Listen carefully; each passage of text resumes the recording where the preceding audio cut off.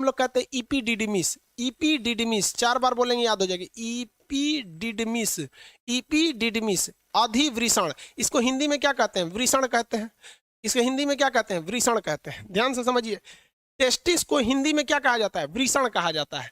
क्या कहेंगे? वृषण। ये बहुत ज्यादा जरूरी है। मेल जो होता है फीमेल के प्रति अट्रैक्ट होता है इसी टेस्टिस की वजह से।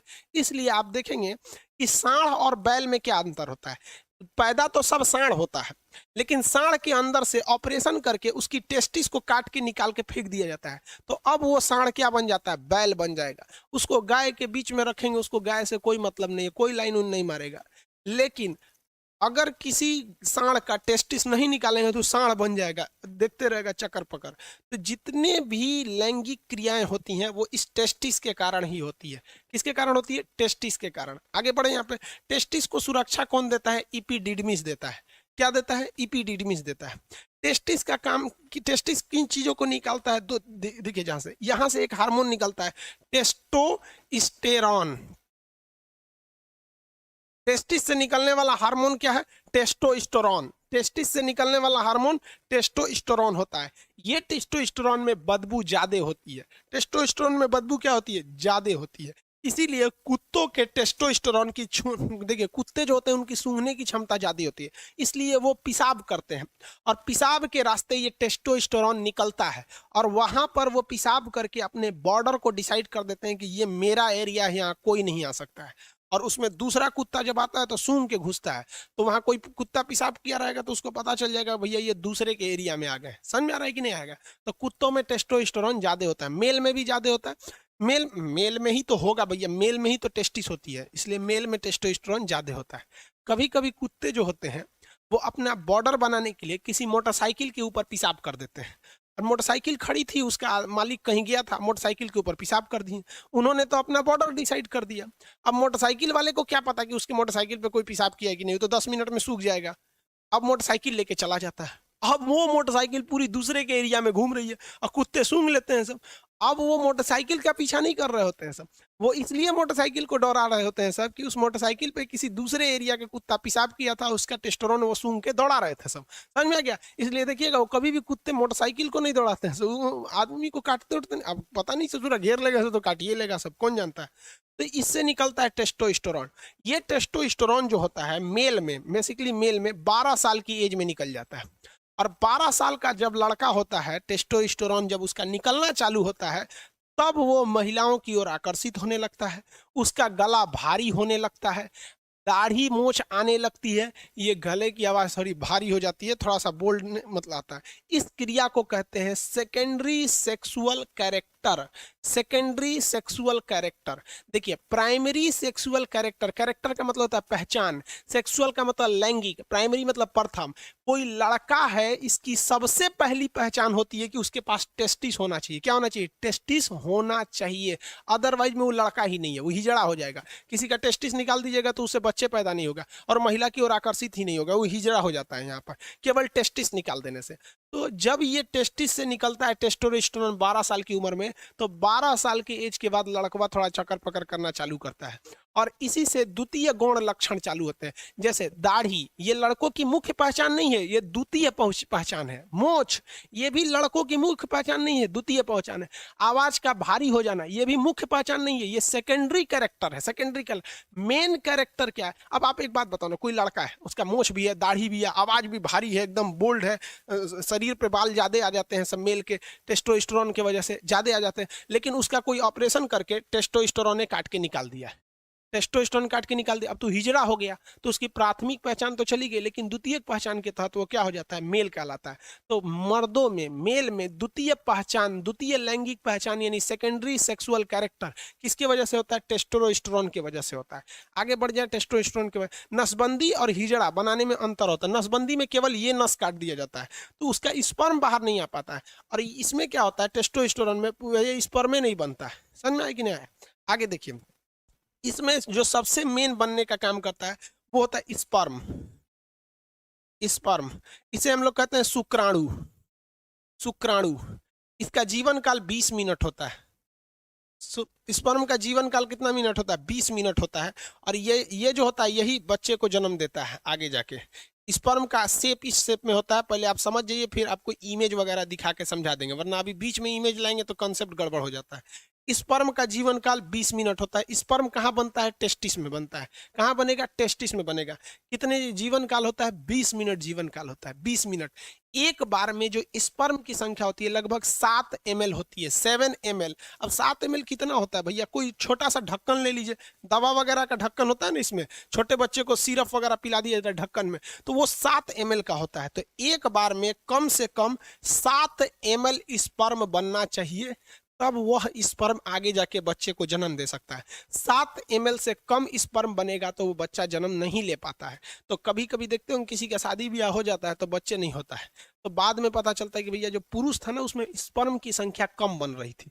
तो स्पर्म जो होता है उसे इंग्लिश में क्या कहते हैं, हिंदी में क्या कहते हैं? शुक्राणु। जीवन काल 20 मिनट। आकार देख रहे हैं किस तरह से होता है, आगे मुंह होता है, यही आइए इसका टेल होता है, ये टेल को ही ऐसे ऐसे घुमाता है तो भाग जाता है। ये टेल के वजह से ही आगे गति कर सकता है। इसका जीवन काल कितना मिनट होता है? 20 मिनट होता है। अब देखिए अगला क्वेश्चन पूछेगा, इस स्पर्म को आगे कौन ले आता है? भैया पेनिस जो होता है, पेनिस टेस्टिस से जुड़ा ही नहीं है, तो स्पर्म को आगे ले आने का काम करता है वैस डिफरेंस। एक नस का नाम है जिसका नाम है वैस डिफरेंस। ये क्या है? एक नस है। ये क्या है? नस है। ये नस क्या करती है कि पेनिस में पेनिस कर रहे टेस्टिस में बन रहे स्पर्म को कहां तक लाती है? पेनिस तक लाती है। और उसके बाद ये पेनिस क्या करता है? इसे वेजाइना तक पहुंचा देता है। पेनिस को क्या कहते हैं? सिस्म कहते हैं, सिस्म। उसे वृषण कहते हैं, इसे सिस्म कहते हैं। तो पेनिस के दो ही काम होते हैं, वो एक पेशाब करने के काम में और सेक्स के समय में उसे जो स्पर्म है इसे वैस लेकर आया है, वैस डिफरेंस ना, इसे यहाँ से यहाँ लाया है। और उसके बाद पेनिस उसे आगे जाकर ओवरी में पहुंचा, यूट्रस में पहुंचा देता है, फीमेल के वेजाइना के रास्ते ओवरी में पहुंचा देता है। ये मुख्य रूप से ये हो गया पुरुष जनन अंग। ये क्या हो गया? पुरुष जनन अंग। अब जैसे हम आपको यहाँ अभी ये फीमेल तो बता नहीं रहे ना, पहले यहाँ पुरुष वाला ही बता दे। देखते चलिए यहाँ तक में। अब हम एक बार में रिवाइज कर, बफरिंग कहाँ? चलिए ध्यान से देखिए बाबू लोग, आप लोग कोई प्रॉब्लम रहे तभी कमेंट कीजिए, वरना खास करके इस चैप्टर में हमारा अब दिमाग झनकेगा, हम पूरा रिकॉर्डेड क्लास देके चल जाएंगे और चैटिंग ऑफ कर देंगे। इसलिए आप लोग को 20 बार विनती करते हैं कि आप अपने पैर पे कुल्हाड़ी मारोगे, याद रखिएगा आप लोग। दोबारा हम रिवाइज कराते हैं बाबू। आम के पेड़ में बेटा, ये आम का पेड़ जब बॉटनी में पढ़ाएंगे तब बताएंगे। आप आदमी नहीं जानवर हो क्या? अभी बता दिए ना। हाँ, पुबर्टी क्या होता है? पुबर्टी, रोहित कुमार शर्मा कह रहे हैं, पुबर्टी वो एज होता है जिस एज में एक लड़का को समझ में आ जाता है कि हम लड़का हैं और हमको लड़की चाहिए, एक लड़की को समझ में आता है। पुबर्टी के एज में दाढ़ी मोछ आने लगते हैं, स्पर्म बनना चालू हो जाता है। समझ में आ गया कि नहीं आ गया? और पुबर्टी के एज में महिलाओं में क्या होता है? स्तन का उभार हो जाता है और मेंसुरेशन साइकिल चालू होती है। उस अवस्था को कहते हैं पुबर्टी एज। लड़कों में 12 साल में, लड़कियों में 13 से 14 साल में हो जाता है। एक आदमी कह रहे हैं सर जिसका एक ही टेस्टिस रहेगा तो क्या होगा? स्पर्म की संख्या कम बनेगी, लेकिन कोई दिक्कत नहीं। जिस तरह से एक किडनी रहता है तो काम तो करता ही है, लेकिन उतना अच्छा से काम नहीं करता है, तो इसमें वो हिजड़ा नहीं बनेगा। अब एक बार रिवाइज करा देते हैं, फिर आपको कॉन्सेप्ट क्लियर हो जाएगा फिगर के हिसाब से। अब तो ये बता ही दिए। देखिए भाव, ये जो हो जाता है ये हो गया टेस्टिस। टेस्टिस की संख्या कितनी होती है? 2 होती है। टेस्टिस की संख्या 2 होती है। टेस्टिस को बाहर से सुरक्षा कौन देता है? इपिडिडमिस। कौन देता है? इपिडिडमिस। क्या होता है? इपिडी, अधिवृषण कहते हैं। हिंदी में टेस्टिस को क्या कहते हैं? वृषण कहते हैं, विषण कहते हैं। समझ में आ गया कि नहीं? टेस्टिस का काम क्या होता है? टेस्टिस से कितने हार्मोन? टेस्टोस्टेरोन हार्मोन निकलते हैं जो बदबू देते हैं। वहां पर जो कुत्तों वगैरह में, जानवर, इंसानों में कम बदबू देते हैं, टेस्टोस्टेरोन। और क्या निकलता है? स्पर्म। स्पर्म का जीवन काल 20 मिनट होता है। कितना होता है? 20 मिनट। कितना होता है भाई? 20 मिनट होता है। आगे समझते हैं, यहाँ ध्यान से देखिए। ये हो गया। ये नस का नाम क्या होता है? वैस डिफरेंस। ये नस का नाम क्या होता है? वैस डिफरेंस। वैस डिफरेंस होता है। इस नस को क्या कहते हैं? वैस कहते हैं, वैस। और ये जाके जुड़ा रहता है किससे? पेनिस से जुड़ा रहता है। किससे जाके जुड़ा रहता है? पेनिस से। पेनिस पेशाब और स्पर्म को बाहर पहुंचाता है, लेकिन स्पर्म को लेके कौन आता है? वैस। इसीलिए जब कभी भी इस वैस को काट दिया जाता है ना, यहां से काट देता है डॉक्टर, तो उसको कहते हैं वैस्कोटॉमी। टॉमी मैंने काट के निकाल दिया। कौन है चीज को काट के निकाला? वैस को काट के निकाल दिया। तो लड़का चोट्टा पढ़ता है कि पुरुष नसबंदी वैस्कोटॉमी कहलाता है। कंसेप्ट से पढ़ेगा ना तो पढ़ना ही नहीं पड़ेगा, एक बार में बस। अरे वैस को काट दिया तो टॉमी, वैस्कोटॉमी, समझ में आ गया कि नहीं? फीमेल में बताएंगे कैसे ट्यूबोकोटॉमी हो जाता है। तो इस वैस को काट देंगे तो नसबंदी हो जाता है। नसबंदी में आपका स्पर्म बनता है, ठीक है, बनेगा, और वो स्पर्म बाहर भी आएगा, लेकिन यहाँ पे उसे काट दिया गया इसलिए यहीं पर वो रह जाएगा, और लाइसोसोम आएगा तो उसको यहीं पे मार और के खत्म करके साफ कर देगा, वो बाहर नहीं आ पाएगा। तो पुरुष नसबंदी में क्या काट दिया जाता है? वैस डिफरेंस नाम की नस को काट दिया जाता है, जिसे शॉर्टकट में वैस्कोटॉमी कहते हैं। क्या कहते हैं? वैस्कोटॉमी के नाम से जाना जाता है। इतना में किसी को दिक्कत नहीं। अब एक चीज देखिए ध्यान से, स्पर्म की एक बहुत बड़ी खराबी होती है, स्पर्म को ठंडा रहना पड़ता है, 35 डिग्री सेल्सियस रहना पड़ता है। स्पर्म हमेशा ठंडा रहेगा, 35 से भी कम रहना चाहिए, उसका 25 से 30 के बीच में रहना चाहिए स्पर्म को। और ये ससुरा बवाल हो गया।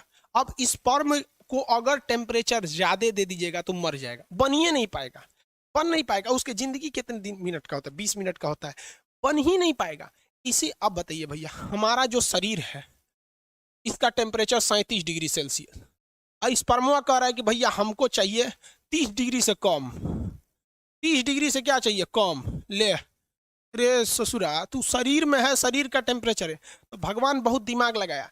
तो जो मेल के अंदर टेस्टिस होता है, मेल के अंदर क्या होता है? टेस्टिस होता है, वो उसके शरीर के बाहर हो जाता है।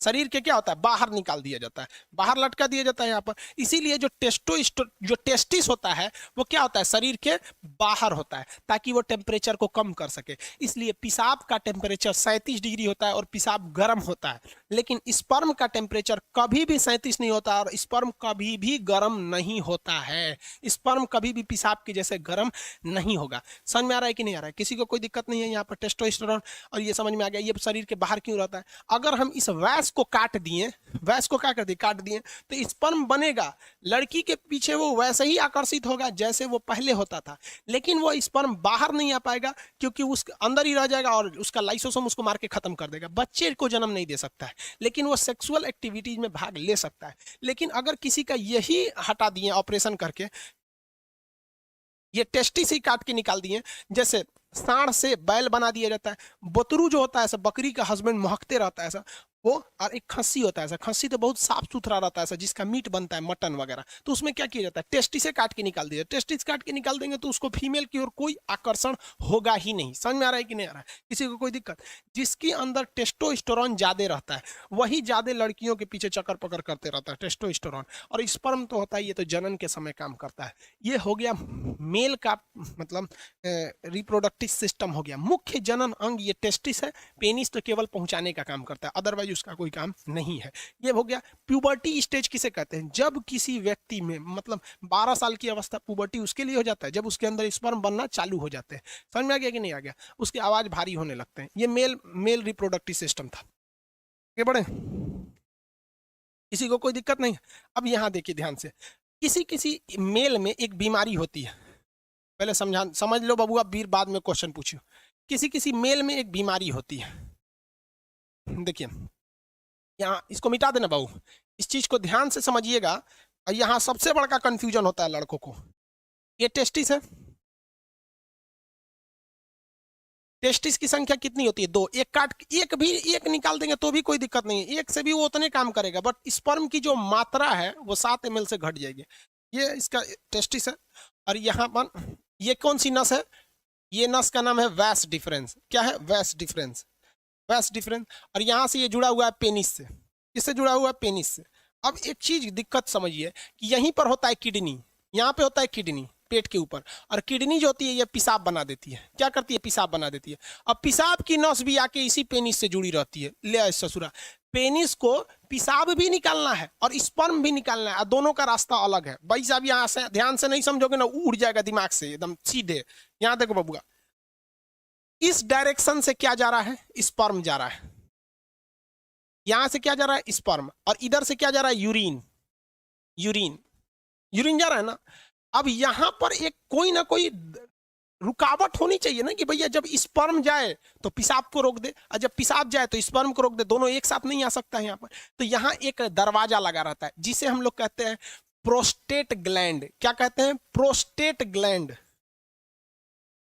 Prostate gland, prostate gland. समझ में आ गया कि नहीं? प्रोस्टेट ग्लैंड कहते हैं। ये स्पर्म को रोक के रखता है पेशाब के लिए। जिसमें ये प्रोस्टेट ग्लैंड कमजोर होता है, वैसे व्यक्ति जो होते हैं जब वो कभी रात में सोते हैं या कभी सोते हैं तो उनकी मेंटली डिसऑर्डर की वजह से इनका टेस्टिस जो होता है स्पर्म बनाने लगता है, और ये प्रोस्टेट ग्लैंड उतना अच्छा काम नहीं कर रहा होता है, तो उनका अपने से वो उसका स्पर्म बाहर आ जाता है। ये बीमारी होती है, इसको डॉक्टर से इलाज कराने पे ये ठीक हो जाती है। समझ में आ रहा है कि नहीं आएगा? तो ये बीमारी बहुत अजीब चीज है, क्योंकि स्पर्म जो होता है वो एनर्जी में बहुत ज्यादा उसमें एनर्जी लॉस होता है, तो अपने से बन के अगर बाहर चला जाता है तो भी दिक्कत है। किसी किसी में क्या होता है कि वो कंटिन्यू बन रहा होता है और पेशाब के रास्ते आ रहा होता है, तो उसका भी शरीर पे काफी ज्यादा गहरा इफेक्ट पड़ता है।